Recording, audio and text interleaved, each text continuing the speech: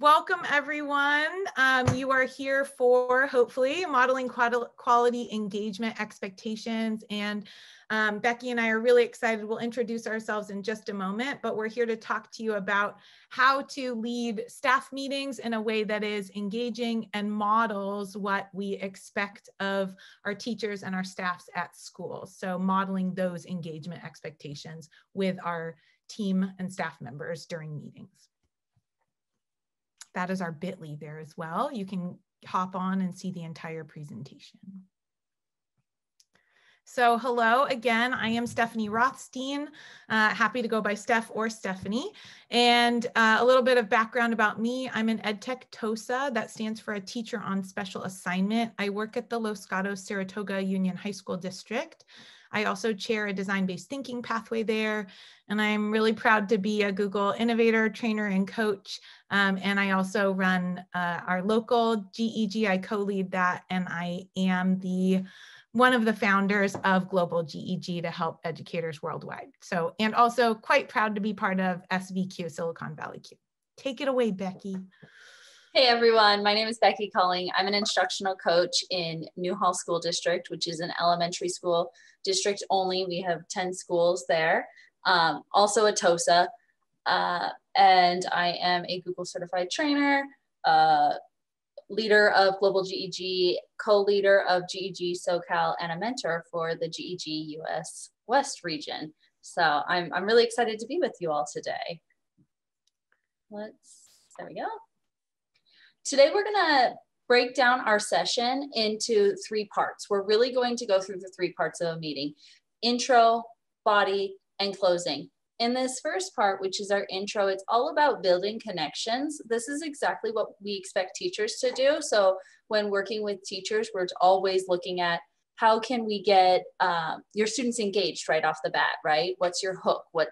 Or just to talk to students, because when we get on a Zoom meeting, it's really easy to just jump right into content and skip over the actual, like, hello, how are you type of thing that we would do face to face. So we're gonna break it down that way. We're gonna start with some of our engaging activities, and these are things that teachers could do in the classroom, but that you can model in a meeting so that teachers can see them, try them on first, and then take them back into their rooms. Love it. So we're going to take you through a few right now, and we're actually going to try this one out here just using the chat. You could certainly utilize a breakout space of any kind that you had and have people talk to one another. But this is a really fun one that John Spencer created, where you have 2 options here to put in the chat. So either you are going to develop your superhero name, which starts with the, and then it's how you feel. And then the last part is what you are doing when you procrastinate during quarantine. I have so many things I could put in there, Becky. Or you could put in your quarantine band name, which is the, how you feel, and the color of your sweatpants, and the snack item you ate in a day that you thought would last for a week. So go for it. Please put in, Becky put in the chat, please put in the chat your superhero name, or you can do your quarantine band name. And these are just, this is one example of a fun way to connect and get to know people, I would say in a very low stakes way, right? So when we're trying to think about a way to open a staff meeting, typically I want to think about what is it that is the climate of this meeting, right? Are we going to be diving deep into some really difficult conversations at this point? Are we doing that? Do we need a slow step in? Do we need a way to warm people up? And this is a great example of that. So let's see, we've either, oh, thank you. Shannon's quarantine name. I love it. The excited gray ruffles. Yes, we've got the tired crafter. Is it Felicia or Felicia? Please correct me if I'm wrong. Becky said the caffeinated TV binge watcher. I am loving these. Okay, I'm into it. I want to know what crafts Felicia is doing because I'm into crafting. So one of the things that I absolutely love about this is it can help connect people. It's a fun one, a little bit silly, right? And it just lets people go, oh, that's awesome. Me too. Let's chat about that. I loved your name. We've got the happy binge watcher, the curious podcast listener. Yes. All right. I love it. The lethargic Navy waffle. Those are so good. Oh, yes. Thank you. Okay. We will chat after. I'm loving your crafts. Okay. So our next one, I'm so glad that you enjoyed that. Thank you for your participation there. This next one, and all of these, just FYI, when you go to that bit.ly, all of these are copies within here, and we specifically made a lot of them forced copies so that you can use them, alter them, and use them for your staff. So this one actually came from an awesome teacher, Amanda Sandoval. If you are not already following her on Twitter, like, I love her. If she's watching back this presentation, please know, like, I stalk her stuff because her stuff is great. And she is wonderful. She really is. So this one originally she made for students to use, for teachers to use with students. I altered it to be one that you could use with your staff. And it just really does guide them through in a nice, easy way, how to move into a breakout space, talk to someone in there, get to know someone, and come back and do some sharing about that if needed. And it gives them a space to write it as well. So that is there as a take and make for you. And then this one, take it away, Becky. Sorry, I didn't mean to jump on your toes there. No, you're good. So this is a Jamboard where you're just doing a quick would you rather with your staff. So I'm going to walk you through how to actually do that forced copy, because they are in here as Steph was sharing. But if you click on the links within the slides, it's going to ask you, do you want to make a copy? You do want to make a copy of this one and all of them that ask that. And you want to share the link with your staff. So we'll go through that part in just a second. So once you've made your copy and you've set up your Jamboard how you want, Steph went through and created a few for you already. So you can just take these and use them with your staff right away at the beginning of a meeting. But you're going to share it out by coming to the upper right-hand corner, selecting share. You're going to change it. So you'll see I'm within my school district link, but you're going to change it to either anyone within your district can edit, or you may change it if you have the option to anyone can edit. In my district, we don't have that option. It has to stay within the district. So anyone in your district can edit. And then you would just copy this link and share it in the chat with your staff. So Becky's going to guide us through. I'll just talk you through it while she's making it. So if you haven't used a Jamboard before, she's about to click on what we call the sticky note or the Post-it. And that is where you and your staff can then answer whatever question you've put in this would you rather, or sometimes known as a this or that.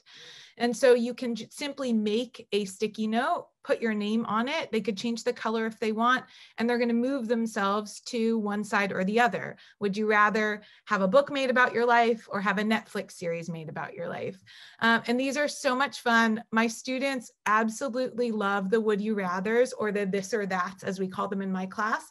They absolutely love them. I let them even suggest them. I've also done that with members of our staff, that they suggest the this or that's or the would you rathers. My students' favorite one that they recently did and got in a huge debate about was, should pineapple be on pizza? So one side said yes, one side said no. And then we had this giant debate at the start. It makes for a really fun way to begin your classes. And again, as Becky mentioned, there are a few other options at the very start, or in that Jamboard series there. Next up, we're just going to give you a few links here that will help you. So this one is excellent. And this one is by Kimberly Vogue. And she shared, if you ever have liked to use those meme scales, right, where how are you feeling either on a scale of a number or on a scale of a dog, or right, on a scale of a duck, this gives you a giant collection of ones that you don't need to make yourself. And so she has done a really good job of curating a bunch of those that are already out there, and they're utilized specifically within a classroom. So it feels appropriate to use and also quite fun. My students and staff tend to love these, and it does help to initiate conversation about how people are feeling. The next one, this one I would highly recommend. So if you are looking for an interesting way to either begin a meeting, this is something as a teacher I often use, some way to launch and into. One of the best ways to do that is by having an inspiring talk or a video, something connected to the content, perhaps, something to inspire and spark conversation. And there is a series of 3-minute TED Talks that are out there, and that is what this list, this link leads you to, are 3-minute TED Talks. So it's a really nice way to hook and begin a session without it taking a giant amount of time, but it can then lead you into future discussions and connect with other parts of your meeting. This next one is just poll questions. There's not a link or anything to go with this, but if you haven't been utilizing the poll questions within Zoom or now within Google Meet, I definitely recommend it, because I know working with a lot of teachers, they're kind of like, I know this button's here, but I'm not quite sure how to use it. So if they were able to use it in a staff meeting first, then it would ease that stress of using the polls. You can do multiple choice, true, false, or just get a quick pulse of the room. And that can happen anytime during a meeting.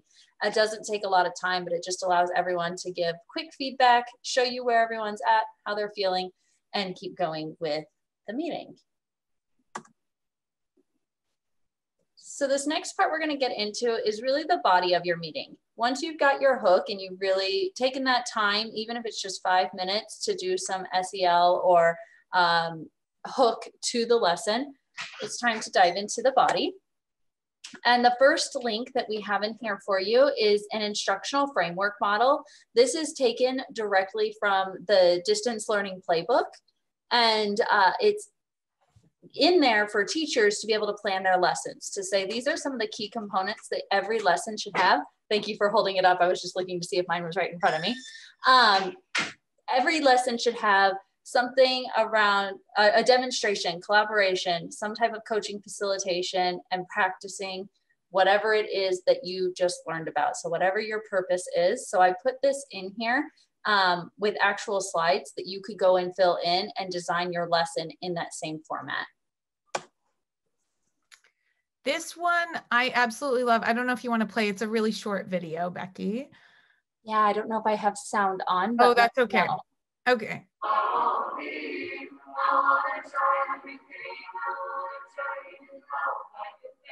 That's good. Okay, so this was a video I took at a staff meeting when we were in person. Actually, it was, I believe it was, oh, I don't have the date up there. I think it was just around December, about a year ago. And it was something that my principal started to implement at each of our staff meetings. This came after a real heart-to-heart talk about some of the difficulties that our staff was going through and feeling heard and seen. And so we started to do more of these program highlights and performances where different staff members would come in and bring in students to present, share, showcase something that highlights their learning. It really did help to begin and I would say within our staff meetings, create a different kind of a culture and a feeling.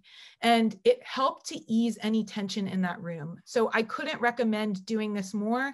We also talked about bringing in music a lot and the power that music can have to change the mood or feel of a space. And so oftentimes our principal then shoulder tapped, it was specifically our choir, and they would come in, and same with our band, would come in and play songs. They would also welcome our staff at the start of a meeting.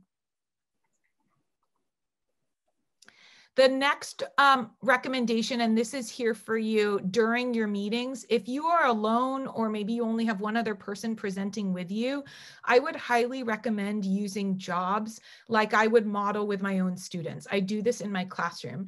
And so I would ask particular staff members during that meeting to be helpers, to be teacher leaders within that space. The three, I have 5 jobs that I recommend in the classroom, but for a meeting from an admin perspective, I would recommend 3. So one is a welcomer, someone that if people are new, they welcome people to the space and maybe let them know what we've done before. A questioner, someone who can unmute if there are questions while you're presenting and perhaps you're not seeing them in the chat. And a linker. So I know like Shannon put in the link already. She took on that job and it was awesome to have that, right? It's one less thing that I need to do while doing the presenting, because that's a lot. It is a lot on one person. So I highly recommend asking and seeking out help, and it models a strategy that really does does help in the classroom.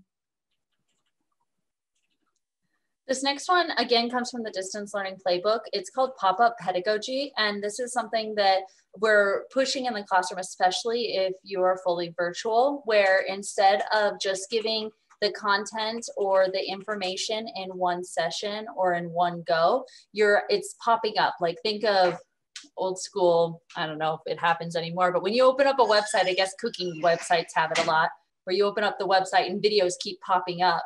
And the more and more you see these videos or these advertisements, you eventually are like, okay, I'm ready to check it out. I'm ready to dive into this and learn a little bit more about whatever that pop-up is, because it won't leave me alone. So it's that same type of thing where, just like with students, we never share information with students one time and say, well, I told them. So like, why don't they remember it? The same goes with staff and with teachers. If you tell me one time, I probably didn't get it. But if you send me a quick email announcement, I might look at it. And then if you add it into the digital update or newsletter, I might then look at it again.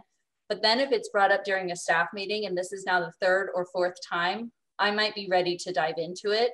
So anytime there's updates and information, just trying to get it out there multiple times, knowing that we're swamped with 5,000 emails right now. If you put it in an email and you expect that that's your one and done, expect that you may have one that did do it. So Popup Pedagogy is a great tool, great practice, and something to throw into the classroom for teachers, but to model as a leader. And I did put my newsletter template that I used last year in here, if you want to take that and modify it however you want. Becky's templates are so pretty, so use them. They're really good. Thank you.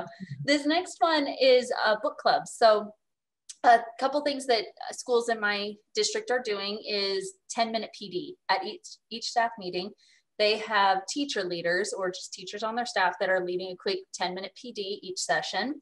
And this is an example of doing one around a book study. So I'm actually currently doing 2 different book studies with teachers at different sites, and breaking the book up into 7-8 weeks. Each week, the team comes together, they talk about it, and then they take back to their staff meeting a few key details. So this is just an example of a book study. You can, again, borrow this template.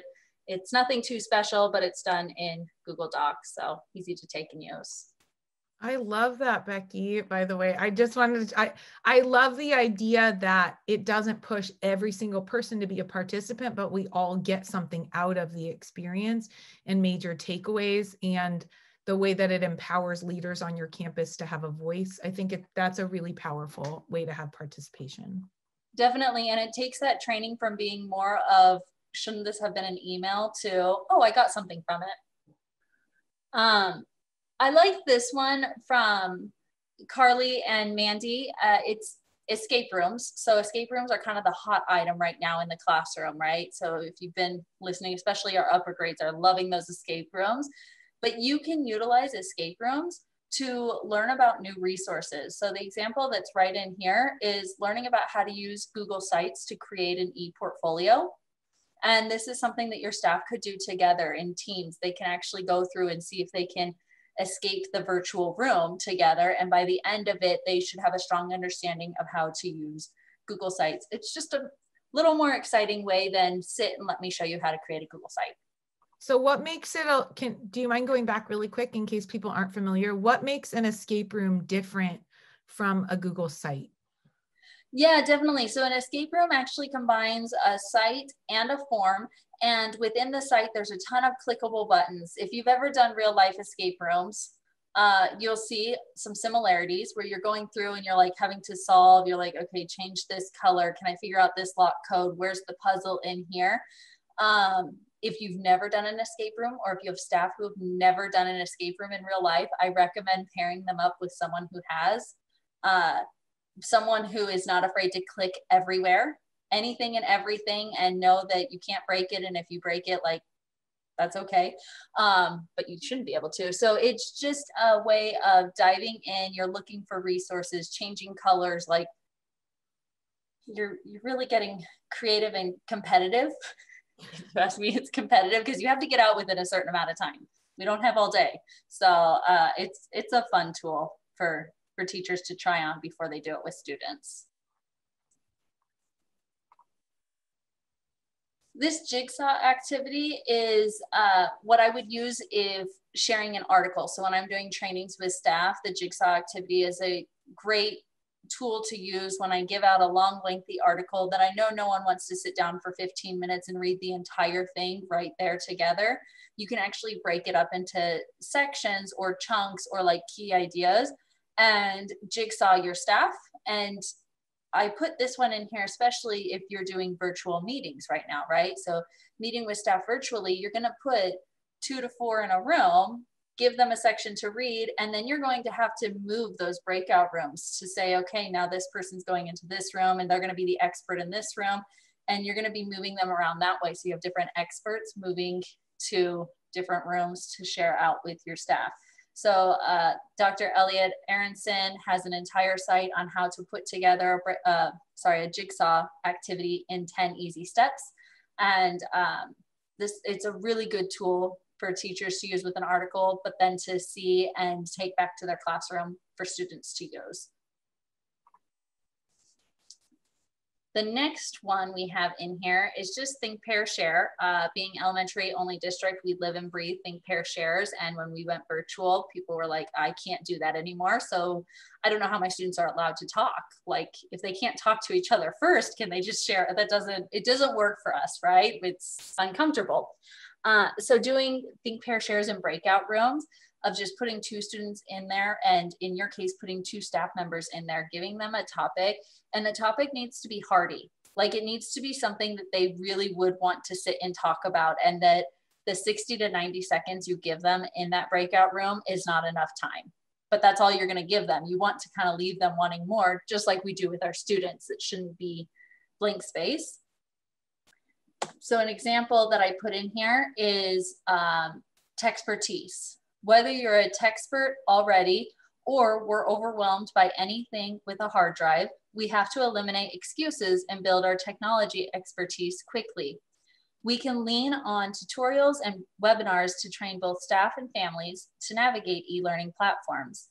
We also must scrutinize technology experience when hiring staff and then prepare for intensive technology onboarding. Ooh, that was a mouthful. So the question I would leave staff with is, or leave all of you with is, how are you talking about our technology identities and training staff? And one of the things that you and I talked about, Becky, is if we are going to be doing these kinds of think, pair, shares in a staff meeting and really diving in, like this is a deep question, right? So for me, I would sit there and I would go, okay, I need a minute to process that definition of texpertise. That's a new term I hadn't heard before. I'd probably want to dive in and maybe even talk about some of the terms in there. And then we would start to talk about what are we doing as a staff? How are we doing that? How are we talking about our technology identities? I've never heard about it even talked about like that, right? And that we'd be talking it through. But as a teacher and an administrator in that space, when you push people into breakout rooms, for many staff, that is the scariest thing to do because they feel like they have lost control of what's going on and they can't see and hear all conversations. So one of the things that I always do and would recommend to do during this is having a shared either slide deck or a Jamboard, some common space. It could even be a Google Doc where every group has a space to write something or to put something on it. In some ways, if any of you are familiar with Edu protocols, it's a similar format, right? Like that no one is being left alone. You have a shared doc, a Padlet would be great, yes. So any space where as a result of this very short conversation, maybe at the end of it, you ask that everybody has a picture on something or everyone has a particular takeaway or they have a particular note or they're prepared to give a share out, but that you can see on a doc that you own what they are talking about in real time. And the ability to do that it's not that you say to them, go ahead and take notes on your own paper. No, I have a doc for you where I want you to put, and it's something short. but it allows you to have that peace of mind to know that things are happening. And if you see that there's one that is blank, that's the one maybe you pop into to see if they need help or they need support. It gives you those first alerts, I would say, both with staff and students. Definitely. And if you're an elementary admin, demo it using sentence stems, because that's what we do with students. And it does come across a bit different. I'm not going to send my kindergartners to a breakout room with a partner and expect that they're going to be working in a slide deck, because that's way too many things. So I instead am going to walk through that whole conversation. I would pull up one student, we would go through it, because we're learning about how to talk to each other, not just go into a room and say, I agree. And then both say, I agree, and then go back. But think about it based on your student population, right? Love it. Okay, this one is if you need help with how to create groups. So when you're trying to do, whether those are breakout spaces or some other way that you need grouping, perhaps it's for conversations after a meeting. There are many ways that you can create groups, but one of the ways that Becky had suggested to me during a different presentation that I have now used over and over is using Jamboard to create groups, and using those sticky notes that we already talked about before and putting people's names on those. And the beauty of having it done in this way is, one, it's visual, so everyone can actually see the groups and not just their own.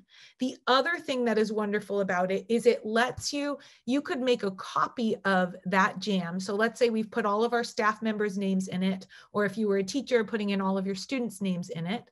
Then you could make a copy of that particular one and move them around for the next time. So once you have everyone's names in there, it allows you to know this is where they were for that first one. I can double check who they were with before, and then I can switch things out. I can know, I can even make some notations for myself about, who are the leaders in a particular group if I need to make a note by their name. Or what skill set a particular person has. And so it allows me to break people up in a way that makes for the best kind of groups, whether that be related to personality or skill sets or tech skill sets, any of those reasons, right? We want to help to spread people out in a way that actually allows the best learning possible. And I often find in staff members, in staff meetings, I am grouped with at least at high school, with my own department. And while that is wonderful, there are times when it would be really nice to hear from other people, other departments, other perspectives, to know what's going on around campus. And so just knowing the way that you have grouped people in the past can be a useful tool so that it isn't just random and you really have a strategic plan for how you want to put people together in spaces and have conversations.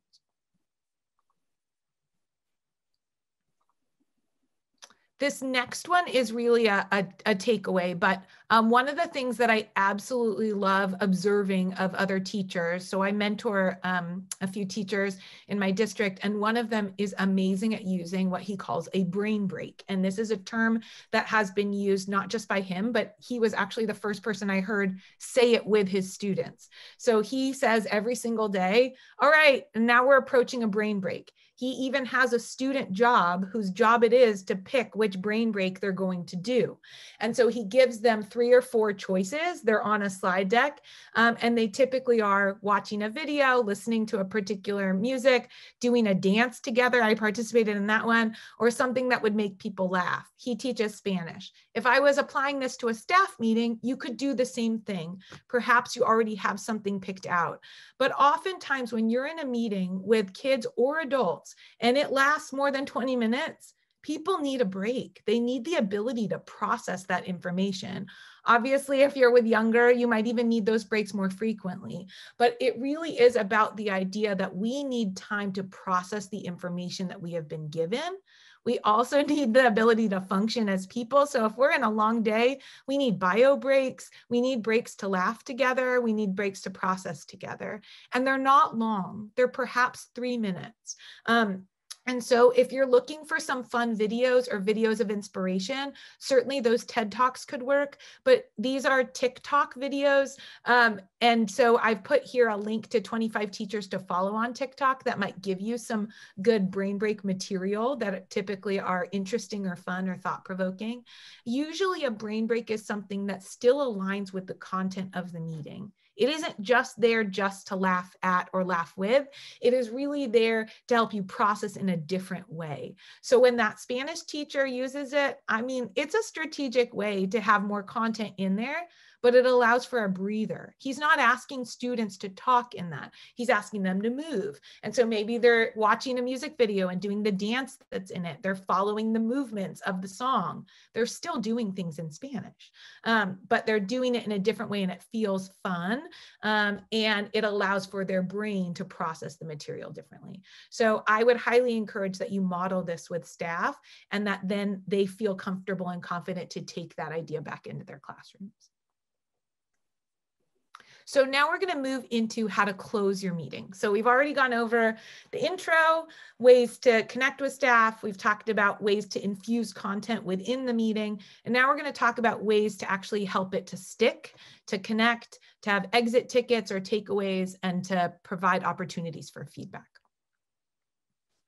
So one way that I absolutely love, Sarah Landis is another rock star on Twitter whose content I definitely follow. And one of her suggestions that she gave was in utilizing GIFs. So GIFs meaning like a moving picture, a moving image.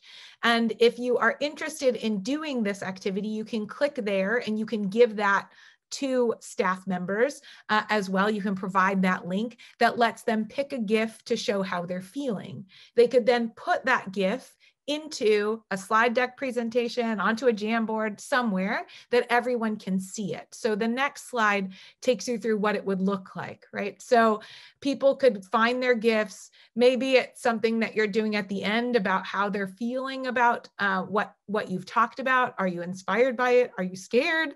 Do you just have lots of feelings? Right? What is it? And it allows people to process information maybe a little bit differently, right? It's that way to take what they've done and now apply it to themselves. How do you feel moving forward? And if people are putting that they're really nervous about it, that's a moment that you can address it. You don't just leave it and laugh at it, right? And I might say, okay, I'm seeing that a lot of people here are posting up ones about being nervous or worried. So perhaps at our next meeting, we can practice this a little bit more so people can feel more comfortable or confident. Or would you like to meet with me right now or in the next few days and have a session? Or would you like me to come into your classroom and demonstrate some of these, right? Like, yes, I feel all of them. I feel you. So, but I would just say it's a way to hear from people that does allow us to smile about it, but at the same time, you do need to address what it is that they're saying that they're feeling. And you don't want to call people out where they don't feel comfortable to share it, but you want to let them know that your door is open to help them even more if that is what they're saying. Yeah, go right ahead, Becky. I was just going to say the only thing I would really add in here too, because I love these gifts, but I think that when leading a staff meeting, if it ends and you have all 2s and 3s, like maybe even some of this 4, I would probably sit back and reflect on the meeting and what do I need to change for next time? Because the reality is I left them this time with not one person feeling it. Agreed. So it's a good reflection tool. This next one is one that I use a lot actually after any type of training, probably not every training, but we use quite frequently, which is the triangle, circle, and square activity. You can give this in, a lot of times I'll do it in a Jamboard and I put the triangle on one frame, square on the next, circle on the last, and they all go in and add their sticky notes. But triangle is just what are 3 important things that you've learned. The square is what is squared with you, like what is squared away. You feel good, ready to go. And circle, what is something that's still circling in your head? It leaves me with something to bring back next time. Like a lot of us are still circling with this idea of using TikTok videos. I don't know. But then I could actually take that back and look into more benefits or an alternative for them. So I really like this for teachers and students. I know Becky said when we were talking about this, she said, we use these all the time. And I said, as high school, I have never heard of this using the shapes. So it was new to me and I was excited to learn it. Thanks, Becky. The next one is one I use a ton in my classroom and I've started to bring into my meetings. So we're going to go ahead and do that here in the chat. And you would also be welcome to, if you want to, you're more than welcome to unmute. But it is called a one-word summary or a takeaway. And so the prompt for that really is asking people to boil down what it is that either you have gotten out of the session, the most important piece, your most important takeaway, your feelings about it, into one word. One word. And so what would you say? That, again, it could be a feeling, it could be a specific note that maybe you're going to use again. So one word. So go ahead, you can start to put those in the chat. I know it's hard. This actually came from, I'll talk so that you get a little, like 2 more minutes to think of your word. But this actually came from there have been many articles on it, but I first learned about it when I was in college many years ago now. And I had a professor that had us write a summary of a play that we had read. And then we had to write it as 5 pages, then 3 pages, then a page, then a paragraph, then a sentence, then a word. And after that, I mean, it was the longest assignment of my life, I'm not going to lie, but I remember it. I remember it. And I remember how important it was to pick out that one word. It has really shaped me, I think, as an educator. So some of the words that we heard from today are inspired, engagement, us, connection, expansion, relevant. I love these, love these. And usually what I would do, and you could do it in a staff meeting, what I do in my classroom is we actually go around and every person unmutes and we just say them in order, and hearing them is really powerful. And then we just had added useful. Yay. Okay. So I'm very happy with that. With our couple minutes left, I know Becky has some pieces here, but I hope that it has been useful for you as we continue on.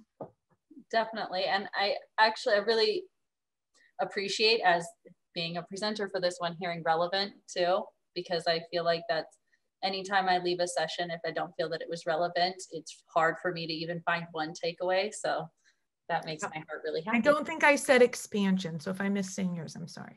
I know, I like that. All of these are, I love it. They make me feel good. One other way to close out a meeting is always just to give feedback, a feedback form. The only thing that I don't love about feedback forms is that we can't have that discussion right now, unless I've got the data pulled up, and then I have to be super intentional about, like, I get 3 questions and it's going to be scale type of questions. Otherwise, what am I taking from this and what's my purpose?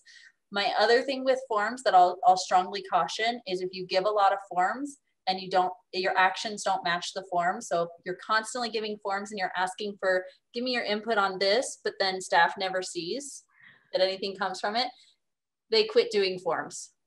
And it happens quite frequently. So just knowing that, like, forms require action. Anytime I give a form, I email everyone afterwards, except for this next one, because I don't think I get the feedback, but I would usually, with the training, email everyone afterwards, say, hey, thank you, here's what I saw, here are some of the key positives, here were some of the key struggles, let's chat about this type of thing. Love that, Becky.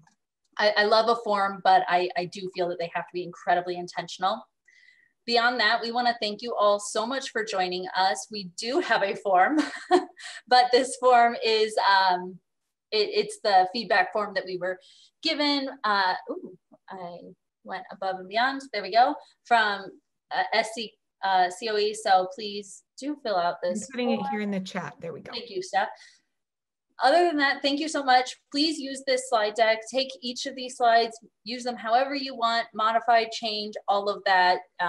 It really is about sharing. Our purpose was so that you could have a take and make your own instead of a make and take. We didn't want you to have to make anything today. So take it, make it your own, and start leading these staff meetings as not do as I say, not as I do, but instead, here's how I do it. Now take it and make it your own type of session. But thank you all so much. And we're happy to have you join us.